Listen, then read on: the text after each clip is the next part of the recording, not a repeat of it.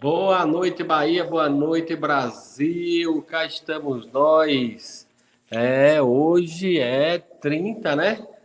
30 de julho de 2020, quinta-feira, às 20 horas, estamos nós aqui com mais um Papo Sebo nas Canelas, galera.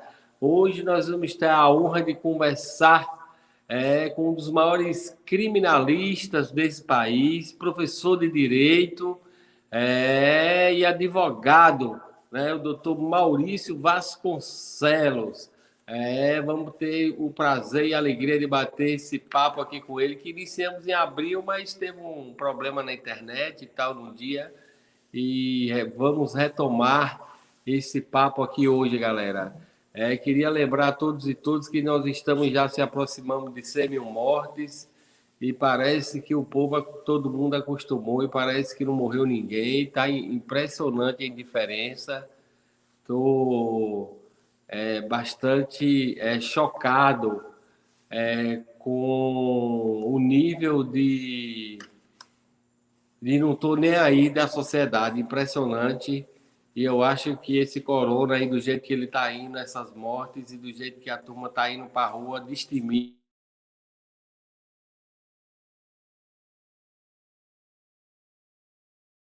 Então, vai piorar e não é pouca coisa, né? Infelizmente, nós temos que usar as armas que nós temos contra esse inimigo mortal que é o corona, e nós temos que ficar em casa. Quem puder, galera, não é hora de sair não, viu? Tá abrindo comércio, tá, mas você vai lá se você tiver alguma coisa para resolver. Se você tiver um trem lá para ir lá comprar, vá lá, compre seu negócio e vaze para dentro de casa, né? Essa semana eu tive umas atividades com o governador, eu fui lá, participei até o onde cabia e depois vazei, sumi de lá para cá, fui para dentro de minha casa. Então, se você não tem o que fazer na rua, para que diabo tu vai para a rua, filho de Nossa Senhora? Não, fica dentro de casa. Então, é importante que todo mundo tenha precaução, preocupação, né, para a gente, dessa forma, né?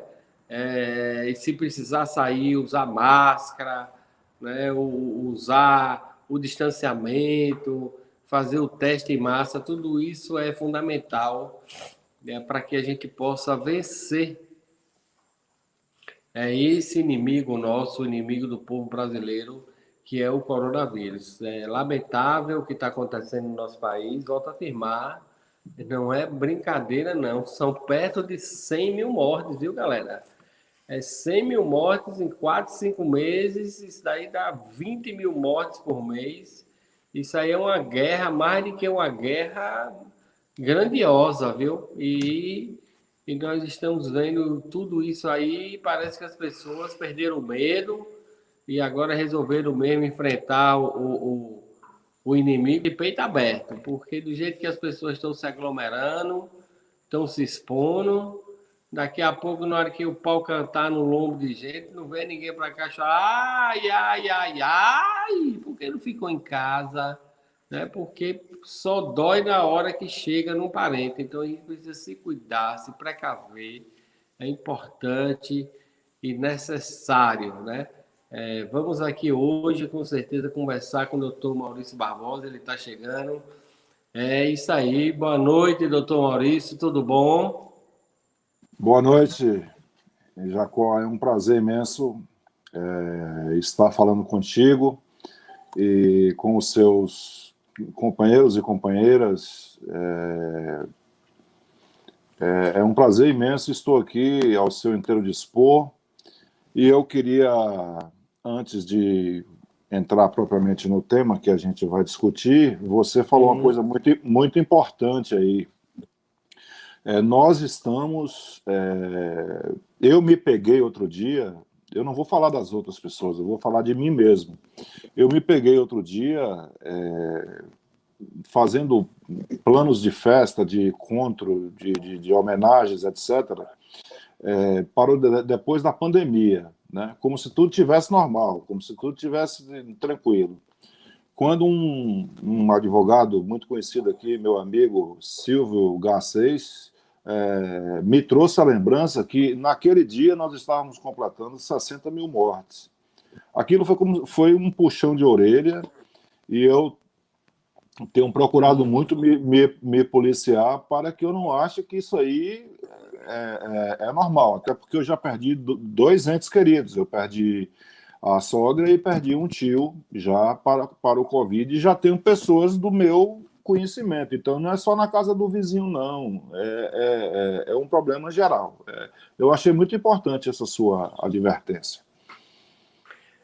Nós temos feito essa advertência sempre nos espaços de comunicação que nós temos, porque é grave a situação e muitas pessoas amigas estão se indo de forma rápida. Então, todo cuidado é pouco. Então, nós temos feito esse debate. Mas, minha gente, como eu falei, nós estamos hoje tendo a alegria e a honra, e eu agradeço a sua benevolência e a sua disposição, né, a sua generosidade, né, de participar desse espaço nosso, do nosso mandato, que é um espaço de formação, né, de intercâmbio, de debate, né, que é o Papo Sebo nas Canelas. Nós vamos conversar hoje com um dos maiores criminalistas desse país, professor de direito, né, advogado, né, o companheiro doutor, né, Maurício, né, Vasconcelos. Essa conversa com o doutor Maurício, nós conversamos lá no mês de abril, e naquela época a internet resolveu dificultar a nossa vida. Então foi muito ruim, a internet prejudicou bastante, e nós temos hoje a oportunidade de conversar com esse baiano diplomado, né, que juiz eleitoral, já foi juiz eleitoral do TRE da Bahia, é uma pessoa com muito conhecimento e que vai aqui nos dar honra, né, e a alegria e o prazer de explorar um pouco, né, do conhecimento, da sabedoria, da história de vida dele, né, agradecer a ele por ele nos oportunizar esse momento aqui, nesse papo hoje, viu, minha gente? Esse papo sempre nas canelas. E sem muitas delongas, doutor Maurício, queria iniciar nosso papo perguntando ao senhor o que o senhor achou das declarações do Procurador-Geral da República, doutor Augusto Aras, de que o combate à corrupção deve continuar, mas é preciso acabar com o lavajatismo. Fantástica, oportuna, sobretudo partindo de um baiano, aqui de Feira de Santana. Pouca gente sabe, mas o pai foi um combatente tenaz da ditadura, tendo sido, inclusive, deputado federal. E é preciso a gente contextualizar as coisas. E eu vou me permitir aqui utilizar uma linguagem bem simples para que as pessoas possam entender. Uhum.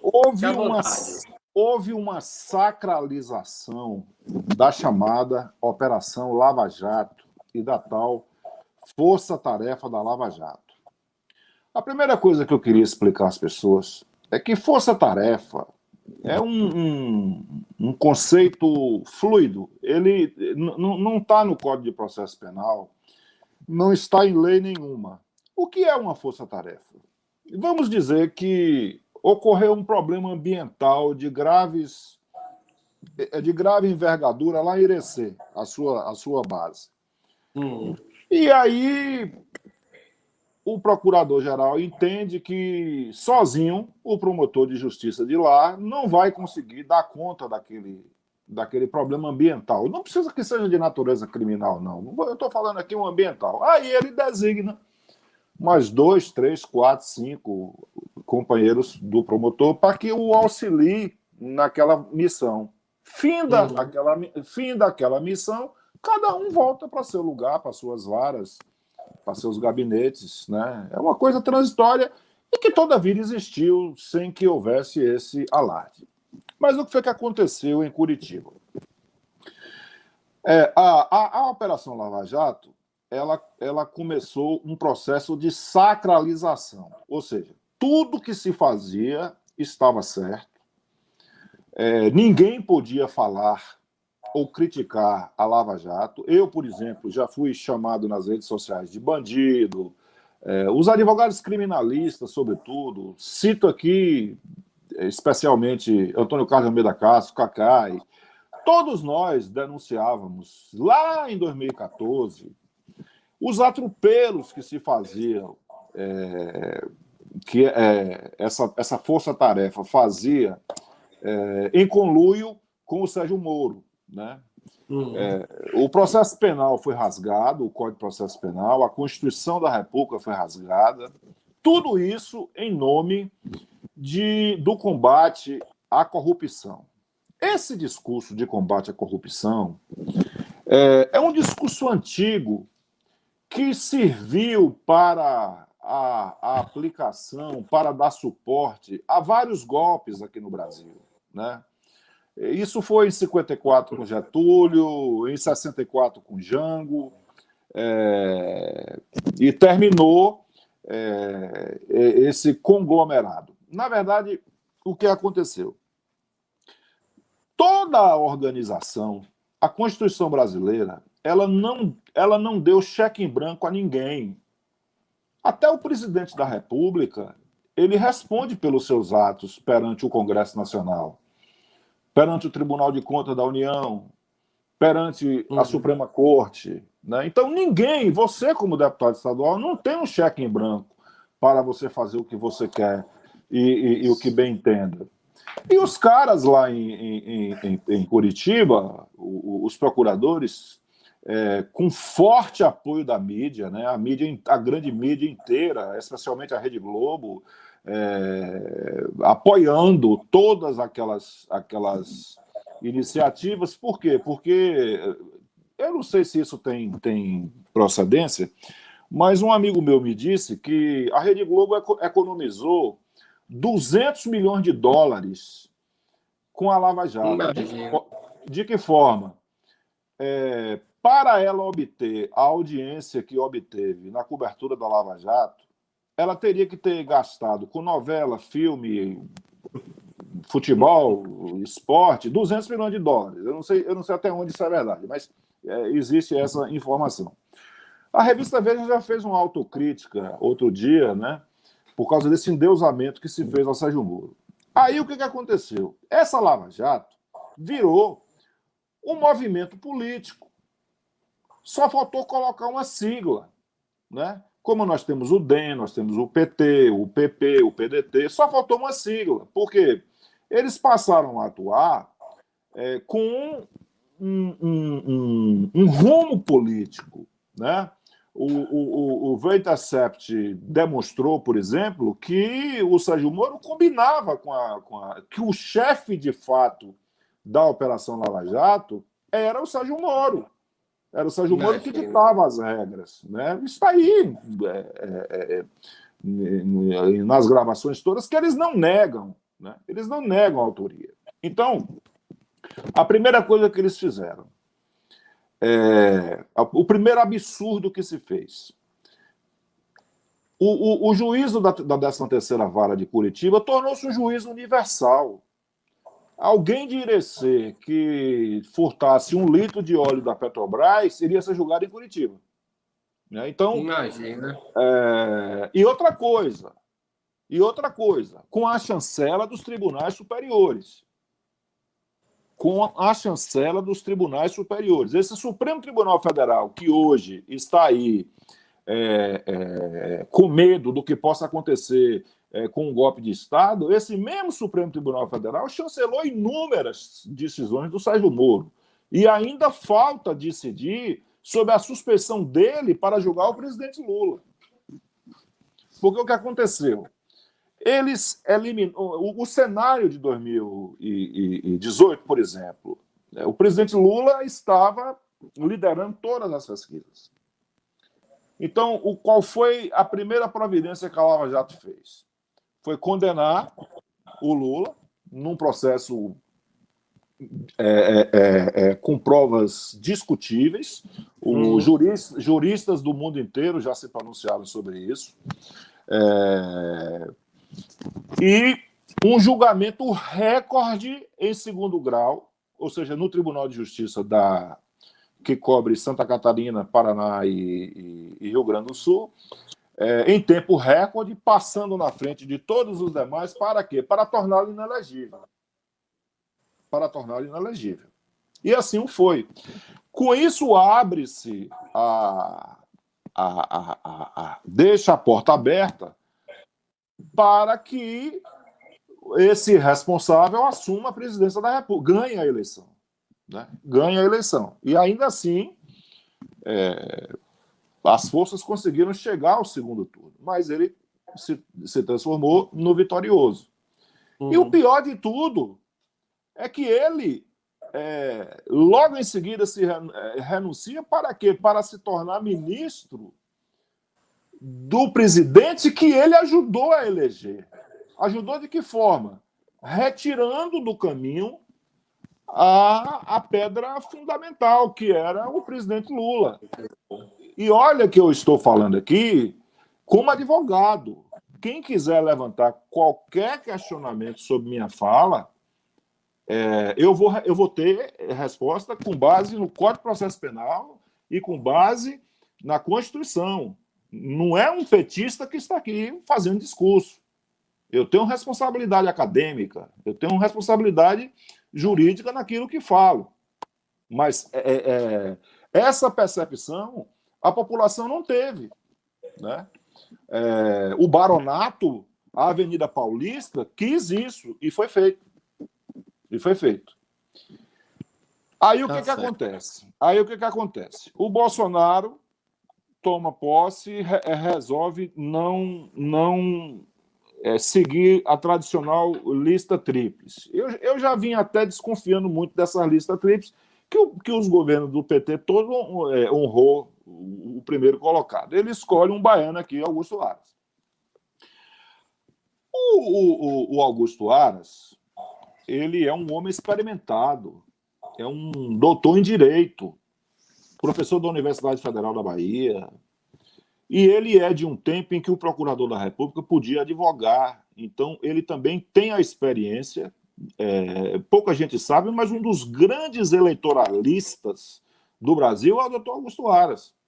Então, o que a tal força-tarefa queria? Ela queria ser um órgão à parte, né? Como se não pertencesse a uma instituição.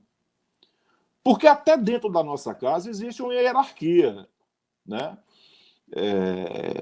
Eu lembro que uma vez eu tomei um supapo da minha mãe, porque na casa da minha avó eu sentei na mesa na hora do almoço antes do meu tio mais velho.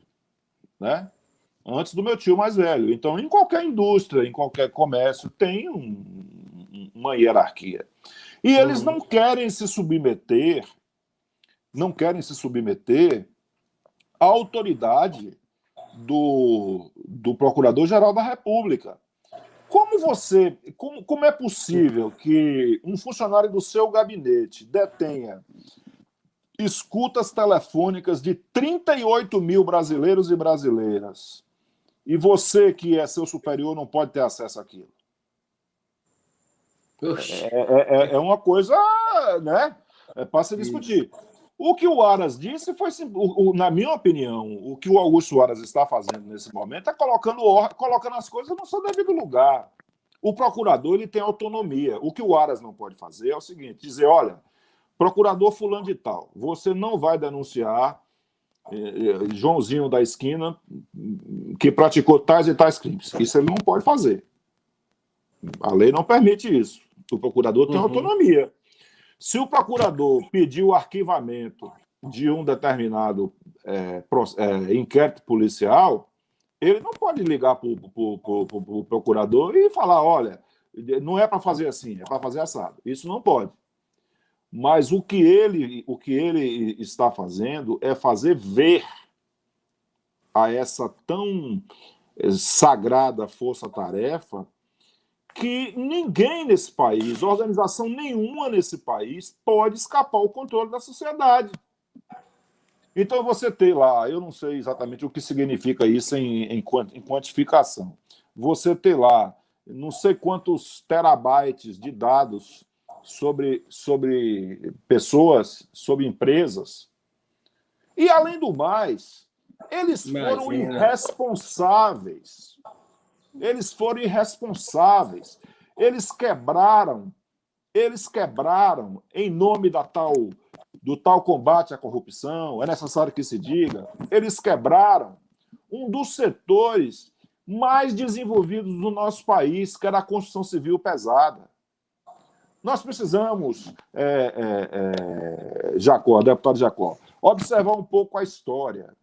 A IG Farben, a BASF, a Volkswagen, todas contribuíram para o Holocausto e para a ascensão e manutenção de Hitler ao poder.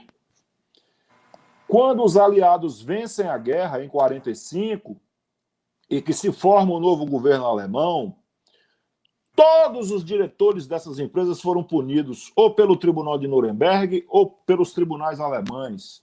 Mas as empresas existem até hoje. A Volkswagen está lá em São Bernardo. A BASF está aqui no Polo de Camaçari e os empregos foram preservados. Só a Odebrecht demitiu 150 mil funcionários. Quer dizer, outra coisa absurda que talvez o seu eleitorado não sabe. Ninguém aqui está defendendo a corrupção. Houve, sim, corrupção na Petrobras. Houve, sim.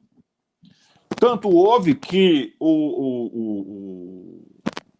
essa força-tarefa aí tem o mérito de ter trazido de volta para o Brasil $1 bilhão.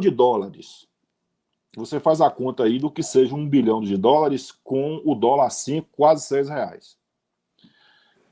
Ora, se você é vítima de um roubo na sua casa, falar uma linguagem bem simples, se você é vítima de um roubo na sua casa, ou de um furto, quando a polícia prende o ladrão e recupera aquilo que foi roubado de sua casa, o que a polícia faz? Lhe devolve.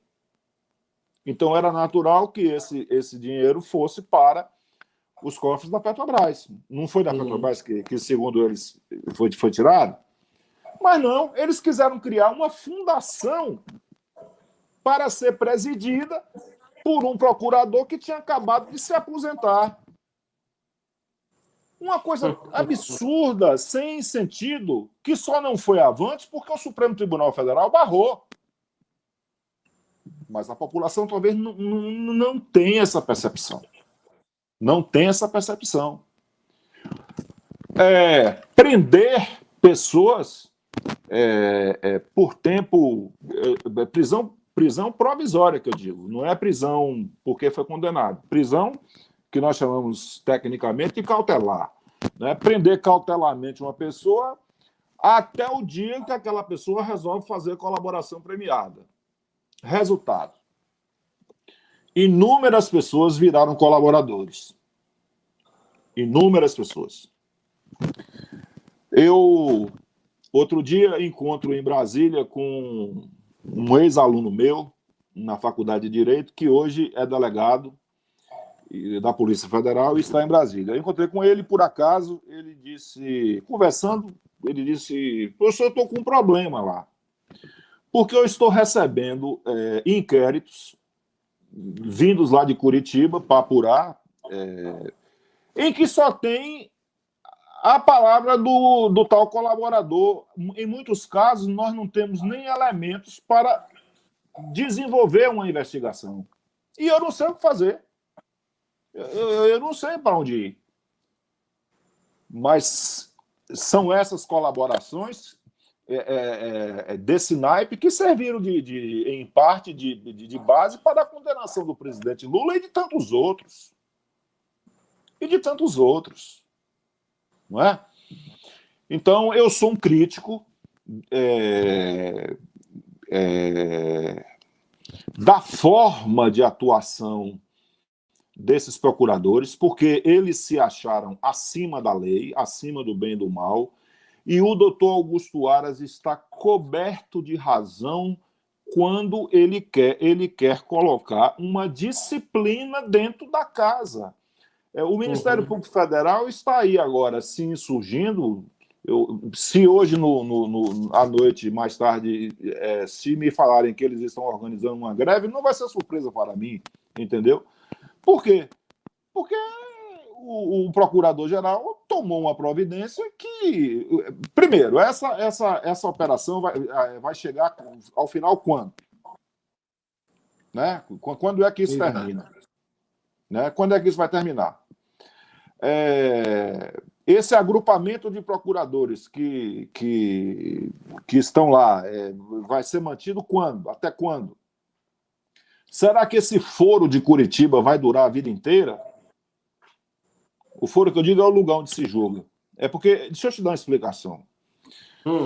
A lei processual tem vários critérios para dizer quem é o juiz que vai julgar quem. O primeiro critério que existe é o lugar onde o crime foi praticado. Por quê? Para dar o exemplo. Se o sujeito matou outro em Irecê, então ele deve ser julgado em Irecê, porque foi a sociedade de Irecê que foi atingida, não é aqui em Salvador. Então, esse foro de Curitiba virou universal, né? O Supremo ensaiou ali em tirar alguma coisa para São Paulo, mas no fim ficou lá.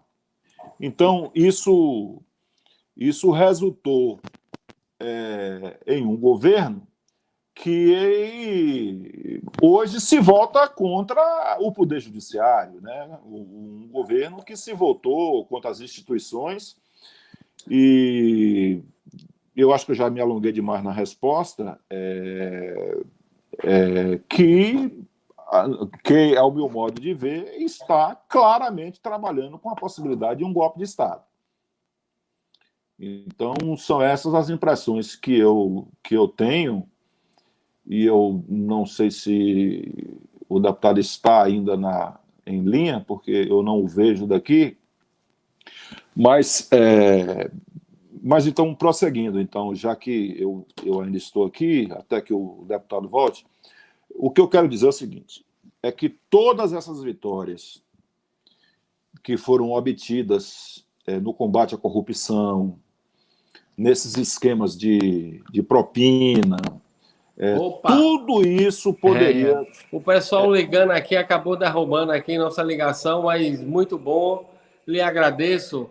Deixa eu lhe perguntar uma coisa, e aí o senhor comenta também, porque talvez por conta desse apoio da mídia e tudo, talvez seja por isso que é um tabu ainda para muita gente questionar os atos da Lava Jato.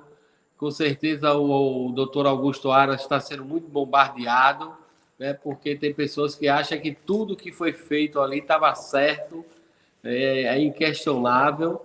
E talvez eu queria ver até a sua opinião também para ver, talvez por isso o Supremo tenha tanta dificuldade de avançar, de julgar, né, de colocar limites e de tomar devidas providências.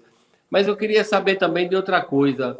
Depois da descoberta aí, eu queria que o senhor comentasse um pouco, mudando até de assunto, né, ou avançando, desse caso do Queiroz, né, da prisão do Queiroz, e que o ex-advogado da família, o Frederico, né, era quem abrigava o Queiroz. Quer dizer, prenderam o Queiroz na casa do advogado dele, que andava com o presidente da República, que era braço direito do filho dele. O senhor acredita que o Bolsonaro possa sofrer algum processo de impeachment? Teria base legal se fosse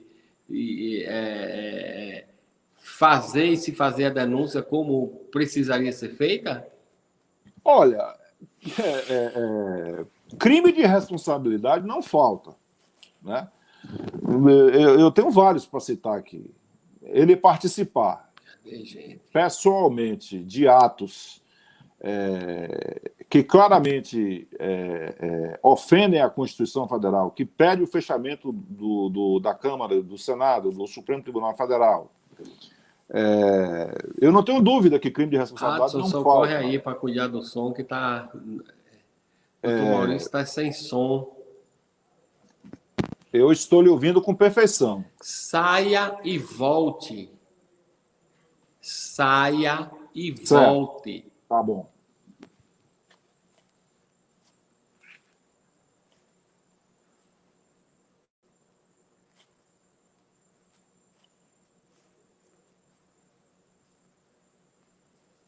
Vamos ver se o doutor chega para que a gente possa dar prosseguimento aqui.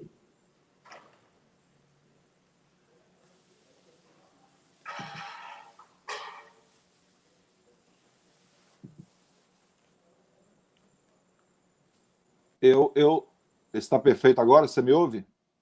Pronto, agora sim. Aí agora, beleza. Tá, deixa eu só falar uma coisa. Quando você saiu, eu continuei falando porque eu vi que eu estava no ar. Eu quis dizer apenas o seguinte, que tudo que foi feito em Curitiba, de bom, porque também não é só coisa ruim, né? Tudo poderia ter sido feito da mesma forma, cumprindo o Código de Processo e a Constituição. É só isso a nossa reclamação. Mas voltando à questão do Queiroz, eu acho que o Queiroz pode ser o PC Farias do Bolsonaro. O presidente Bolsonaro. Mas eu acho que um presidente da República que conta com 31% de base sólida, base construída e consolidada com a divisão do país, né? Isso ficou claro agora na pandemia. Essas posições negacionistas dele, aquilo foi calculado, né? As famílias brasileiras, a família brasileira está dividida, os amigos estão, por causa das práticas, casamentos estão sendo dissolvidos por causa do fanatismo, ora religioso, ora político das pessoas. Meu Deus. Então, eu não acho que haja, pelo menos por hora, a base dele não erodir o suficiente a ponto de convencer o Congresso Nacional. Aí eu vou lembrar o deputado Ulisses Guimarães. Político só tem medo da voz das ruas. O Congresso Nacional é isso. O Congresso tem medo da voz das ruas. Então, exato, nós não temos ainda. O que eu, na verdade, temo, Jacó, eu fui até chamado de exagerado semana passada por um grande quadro da esquerda baiana, valoroso cientista político, Joviniano Neto. Eu acho que o golpe estava em curso. O Bolsonaro iria aplicar o golpe, sobretudo apoiado pelas polícias militares e pelo baixo oficialato. Não seria nem digamos assim, pelos generais da ativa, os almirantes e brigadeiros. Seria de capitão para baixo, é onde ele tem a maior ressonância, e pelas polícias militares. Eu acho, eu não quero ser catastrofista, mas eu acho que esse golpe foi impedido com a prisão do Queiroz. Aí foi retirado as condições para que ele aplicasse o golpe. O golpe seria uma coisa muito simples, fechar o Congresso, fechar o Supremo, as assembleias, e ele vai governar por decreto-lei. Ele vai governar por decreto-lei. E eu não descarto que isso possa acontecer, porque ele tem a vocação autoritária. Um sujeito que a todo instante, que recebe no Palácio do Planalto para homenagear o Major Curió, que matou tanta gente lá no Araguaia, e que recebe para homenagear a viúva de Carlos Alberto Brilhante Ustra, o único torturador condenado civilmente no Brasil. Então, um cara desse não sabe conviver na democracia. É o que ele fez hoje, por exemplo, visitar o estado da Bahia e não avisar o governador, não convidar o governador. Isso nunca aconteceu em tempo nenhum. Foi a Campo Alegre de Lourdes, não convidou o governador do estado, né? Então, eu sou muito cético, né, em relação à nossa democracia, e eu temo que quem vai para a rua, o movimento de rua, não vai partir dos democratas, vai partir dos fanáticos bolsonaristas para apoiá-lo. Eu lamento lhe dizer isso, mas eu tenho essa percepção. Não é fácil, não. O Brasil, hoje, no exterior, é mais falado pelas posturas e declarações preconceituosas do presidente e do governo em relação ao meio ambiente, aos indígenas, negros, LGBTs, mulheres e agora o Covid-19. Como você vê a influência ou a situação de influência desse comportamento em nossa sociedade, doutor Maurício? Olha, eu estive por aproximados 15 ou 17 dias na Europa, no período de carnaval. Você me ouve? Sim. Eu estive na Alemanha, estive na Hungria, que também é um país que está sendo governado pela extrema-direita. Estive na Áustria e em Portugal. Em todos os lugares em que as pessoas me identificavam como brasileiros, eles perguntavam o que estava acontecendo com o Brasil, né? O que tinha acontecido com o Brasil. E essa pergunta era sempre acompanhada de alguma coisa relativa à Amazônia, né? Às vezes eu tinha dificuldade às vezes não, sempre tinha dificuldade da língua e tal, mas eu procurava dar o mínimo de explicação. Eu estou torcendo fervorosamente pela vitória do Joe Biden do Partido Democrata nos Estados Unidos. Porque eu espero que ele faça com o Bolsonaro o que o presidente Jimmy Carter fez com o Geisel, tanto na questão dos direitos humanos como na questão da democracia. Porque o senador Ted Kennedy, né? Então, o Carter, eu inclusive me permiti, numa ida minha aos Estados Unidos, eu fui em algum lugar, em algum museu, tinha uma fotografia dele e eu me lembrei disso e tirei uma foto minha com ele ao fundo, porque o presidente Carter teve um papel importante na derrubada da ditadura brasileira, porque foi quando os Estados Unidos começou a cercar mesmo. Tanto é que houve digamos assim, a vingança, né, da ditadura foi fazer o acordo nuclear com a Alemanha, né, e não com eles, americanos. Eu acho até que tenha sido uma coisa positiva, não sei o contexto, né? Só que nós não temos mais uma política externa. Olhe você que a ditadura... tinha um cara no Itamaraty chamado Ramiro Saraiva Guerreiro. Ele foi o grande pensador da política externa brasileira nas décadas passadas. Até os militares respeitaram determinadas situações. Veja bem, o primeiro país a reconhecer o governo do MPLA em Angola foi o governo brasileiro. E o MPLA era liderado por Agostinho Neto, era um movimento de esquerda, movimento de esquerda, né? Morreu o Agostinho Neto, que era um poeta, inclusive, veio o José Eduardo Santos. Mas nem por isso o governo, a ditadura deixou de reconhecer o governo angolano, como de Santo Tomé, todas as ex-colônias portuguesas.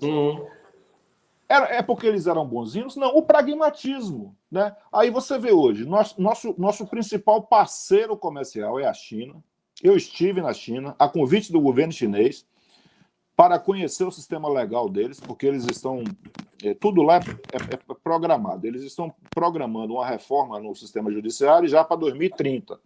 E estão ouvindo gente de todos os lugares do mundo.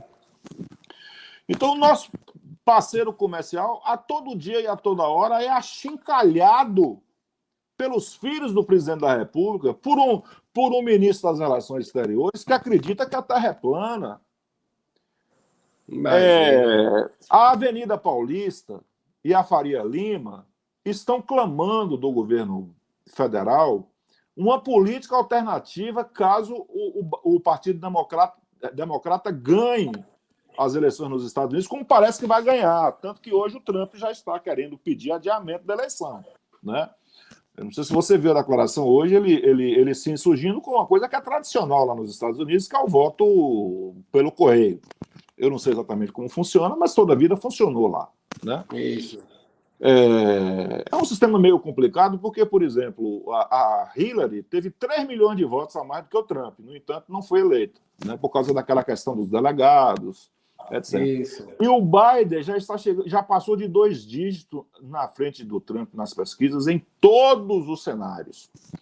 E nós, brasileiros, não temos uma política de convívio com o... Aí ontem vai o deputado federal mais votado da história do Brasil, filho do presidente da República, afrontar a diplomacia americana, declarando voto, campanha, usando boné em favor do Trump.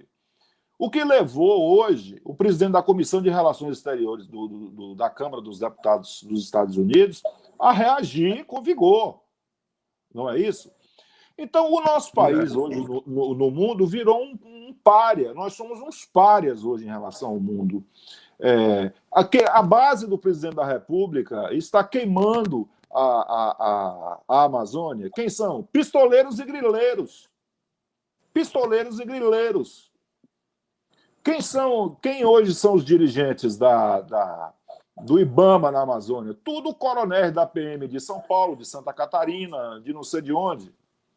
Veja você o seguinte, a última entrevista que eu ouvi de Alfredo Sarquis, que foi um guerrilheiro, participou da luta armada brasileira e depois veio para o centro, Alfredo Sarquis estava contando o seguinte, que há uma espécie de golfinho no mundo, que aparece muito lá em Fernando de Noronha, e que um brasileiro é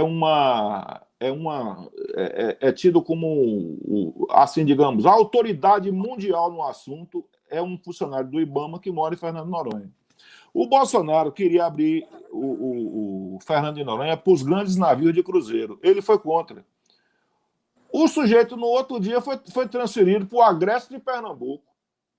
Um cara que é especialista em golfinho foi levado para Irecê. Imagina que situação. É a lógica essa. Então, eu não posso ser condescendente com isso. Não posso ser condescendente com isso. Lamentável, lamentável. Me diga uma coisa, doutor. O número de casos, aí mudando de assunto mesmo, né?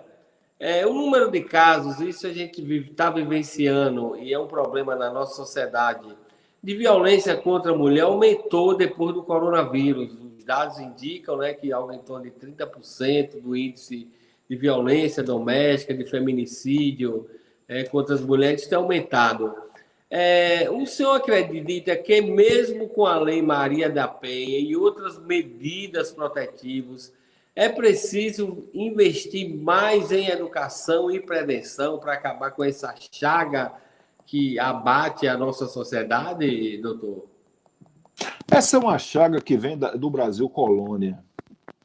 Está no DNA da sociedade brasileira, essa violência contra a mulher, feminicídio, hoje não é um subtipo, né, do homicídio, o feminicídio, lesões corporais. Eu não gosto muito de leis muito específicas, porque ela termina caindo ali numa zona de imparcialidade, né? O Brasil é 8 ou 80. Ou não faz nada, ou quando faz, exagera. Então, eu não estou criticando a Lei Maria da Penha, eu estou falando assim, quando você se especializa demais em um determinado assunto, você fica naquela posição como se dissesse assim, esse cara tem que ser condenado, né? Mas foi uma lei que foi aprovada, inclusive com repercussões na prisão preventiva, e pela minha experiência de advogado criminalista, e agora vai um recado para os senhores homens, que pense 2 vezes antes de praticar algum ato contra a mulher, porque a resposta tem sido dura, tanto da polícia como do Poder Judiciário. É claro que nós ainda não alcançamos índices de violência, até de um modo geral, aceitáveis, né? Porque, como você bem salientou na pergunta, você já perguntou com a resposta embutida. É uma questão da cultura machista latino-americana, mas essa concepção que a gente tem hoje, ela está sendo modificada. Né? Ela está sendo modificada. Tem algumas coisas que a democracia, porque as pessoas não valorizam a democracia, que melhorou muito nesses últimos 30 anos. Né? Então, não se pode dizer que as instituições do Estado não estão funcionando na repressão à violência doméstica. Eu não posso dizer isso. Né? Uhum. Até porque eu defendo várias pessoas que são acusadas de agressão a mulheres. Né? Eu defendo. Mas aumentou todas as entidades que cuidam do assunto afirmam que agora, nessa pandemia, houve, sim, um aumento no caso de violência doméstica. Eu faço parte do grupo Prerrogativas, esse grupo que entrevistou o Procurador-Geral Augusto Aras, que é composto de advogados, professores. Inclusive, ontem, no jornal o Globo, saiu até um comentário desairoso sobre o nosso grupo, dizendo que somos um grupo de riquinhos. Não, na verdade, o que tem lá, a maioria lá, são professores e professoras universitários assalariadas. Né? E eu, por exemplo, sou advogado criminal e não faço parte de nenhum grupo de riquinho. Né? Mas nós temos lá sociólogos, por exemplo, todas as mulheres que militam na área trazem informações, inclusive de organismos não governamentais, que apontam para esse crescimento da violência doméstica agora, nesse período de pandemia. Eu acho que isso não tem nenhuma explicação científica. Isso é a cultura que você mesmo se referiu, né, da intolerância, enfim. Mas isso só mesmo não tem jeito, só mesmo políticas públicas, presença do Estado, educação, saúde e segurança resolve. Não tem outra forma. Não existe lei mágica. Deixa eu fazer um comentário contigo aqui, o seguinte. Nós criamos uma cultura de populismo judicial penal. O que é isso?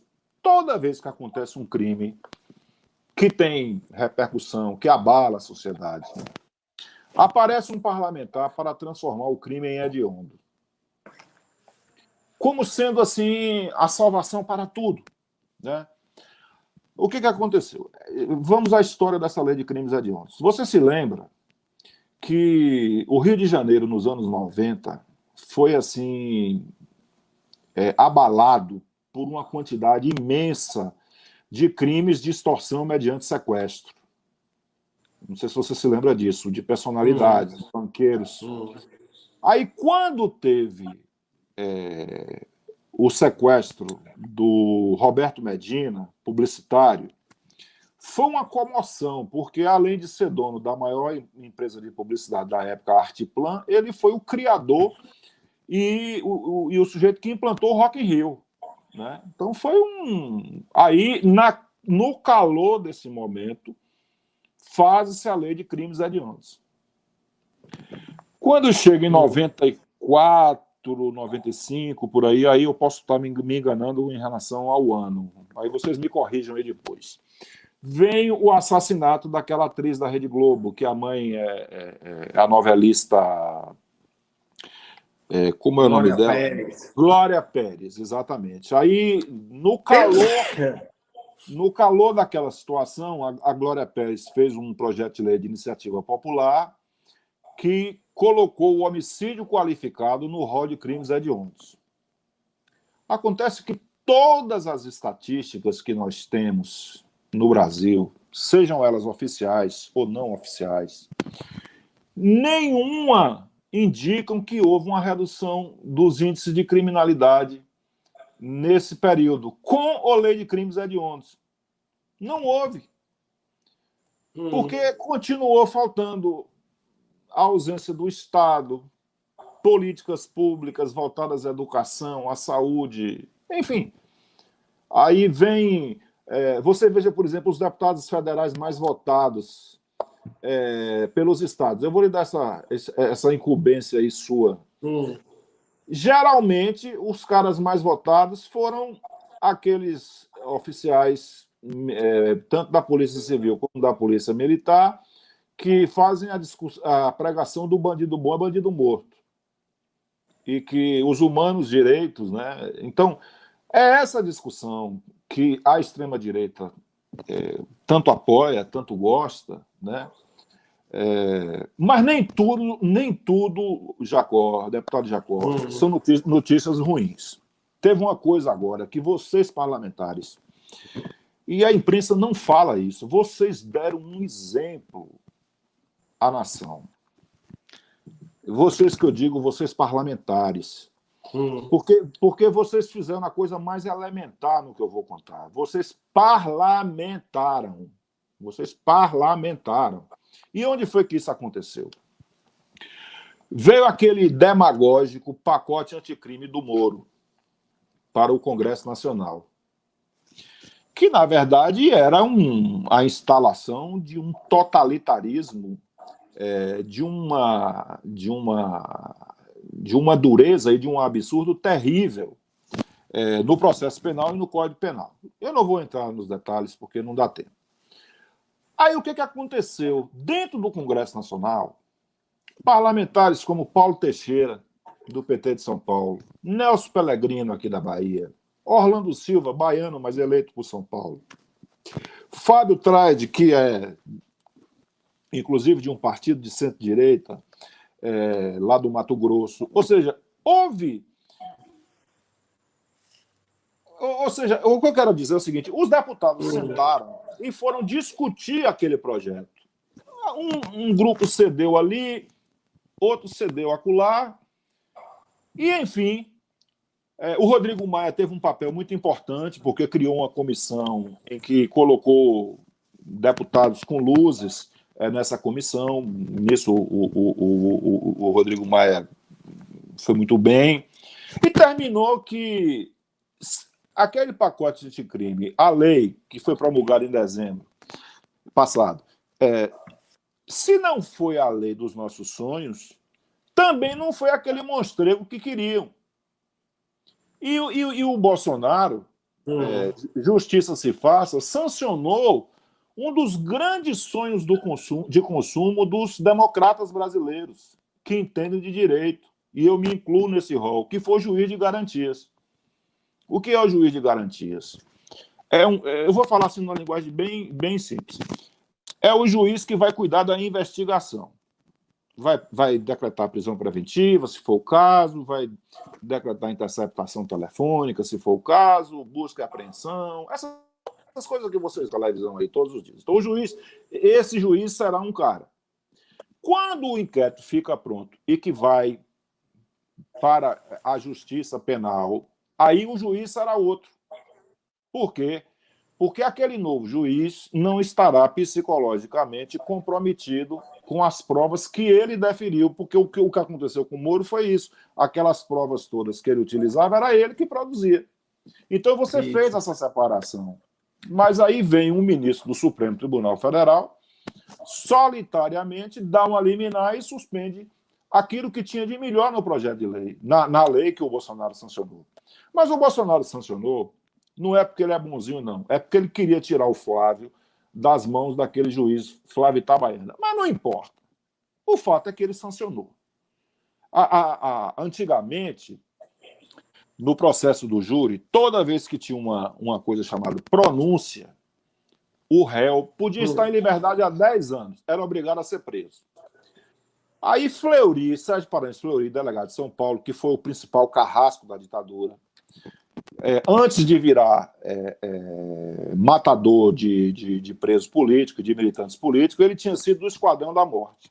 Os processos dele do Esquadrão da Morte começaram a chegar à fase da pronúncia. E aí o que fizeram? Correram no Congresso e aprovaram uma lei para permitir que o sujeito de bons antecedentes, que estava em liberdade, não fosse automaticamente preso. Ou seja, fizeram aquilo que a academia, os professores de processo, os advogados, desde 1941 clamava por isso. Mas foi Médici que fez. Mas é por isso que o parágrafo do artigo 310 é ruim? Não, não é por isso. Então, essas coisas precisam também, eu acho que é importante que a população saiba.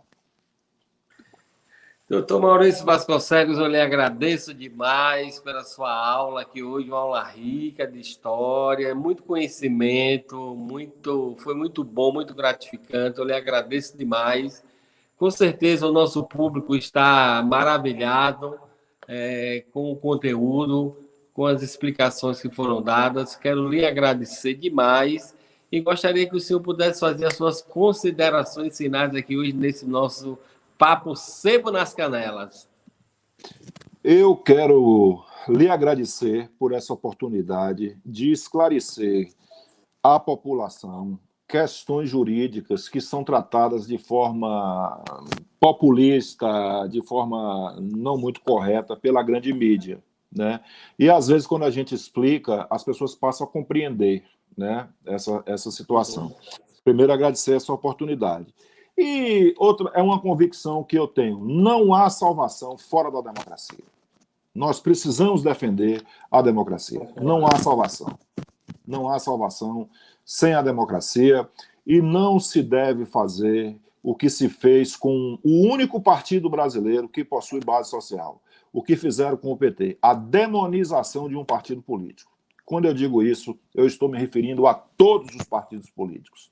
Porque eu sou daqueles que acham que cada brasileiro ou brasileira deveria ter um partido político e militar dentro de um partido político. Se fosse assim, a nossa história seria outra. Muito obrigado. Valeu, valeu, doutor. Muito obrigado. Santana que lhe abençoe, os orixás que lhe proteja. Gente, o nosso papo hoje foi show de bola, não falei? De primeira categoria. Quinta-feira que vem tem mais, hein? Não esqueçam, não. Um forte abraço e até a próxima. Um beijo no coração de vocês. Muito obrigado, doutor. Tudo de bom. Um abraço, muito obrigado.